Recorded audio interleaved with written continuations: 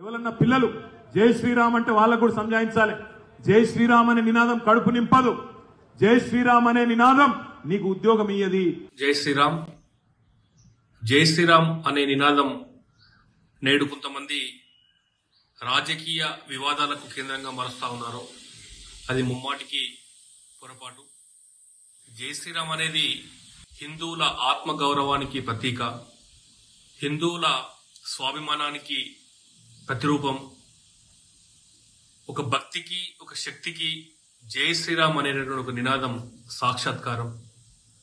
జై శ్రీరామ్ నినాదంతో ఆత్మవిశ్వాసం పెంపొందించి హిందువుల్లో ఉన్నటువంటి చైతన్యాన్ని రగిలింపజేసేటటువంటి నినాదం జై శ్రీరామ్.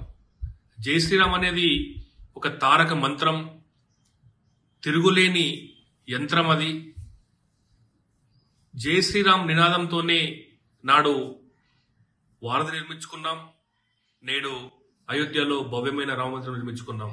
కానీ ఈరోజు జై శ్రీరామ్ అనేది కూడు పెట్టదు, ఉద్యోగం ఇవ్వదు. జై శ్రీరామ్ నినాదం చేసే పిల్లలకు కొద్దిగా సంజాయించాలనేటటువంటి ఒక మాటను బీఆర్ఎస్ వర్కింగ్ ప్రెసిడెంట్ కేటీఆర్ గారు మాట్లాడడం అనేది సహేతుకం కాదు. అది జై శ్రీరామ్ అనేది హిందువుల ఆత్మవిశ్వాసానికి ప్రతీక, రాజకీయాలకు సంబంధం లేనటువంటి అంశం అది. కాబట్టి కూడు కోసమో, ఉద్యోగం కోసమో, ఉపాధి కోసమో, కాంట్రాక్ట్ కోసమో చేసేటువంటి నినాదం కాదు.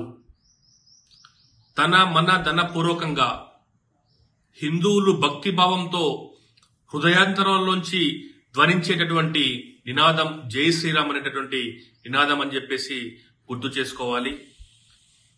మనసు నిండా హిందుత్వ దేశాన్ని నింపుకొని హిందుగాళ్ళు, బొందుగాళ్ళు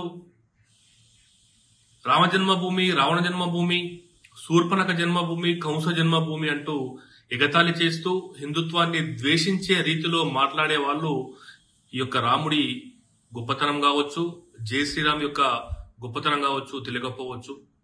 గోహంతకులతో అంటే మజ్లిస్ లాంటి పార్టీలతో పొత్తు పెట్టుకుని వాళ్ళ మనసు నిండా హిందుత్వ వ్యతిరేక భావాలు నింపుకొని ఉన్నట్లయితే జై శ్రీరామ్ అనే నినాదం వాళ్లకు ఒక వింతగా వినిపించవచ్చు. వాళ్ళ పార్టీ మాదిరిగా కూడు కోసమో, ఉద్యోగం కోసమో, కాంట్రాక్ట్ కోసమో, ఉపాధి కోసమో చేసే నినాదాలు కావు అనేటటువంటి విషయాన్ని విశ్వ హిందూ పరిషత్ గుర్తు చేస్తా ఉంది. కాబట్టి జై శ్రీరామ్ అనేది హిందువుల ప్రతీక, హిందువుల ఆత్మ గౌరవానికి ప్రతిబింబం అని చెప్పేసి మరోసారి తెలియజేస్తున్నాము. జై శ్రీరామ్.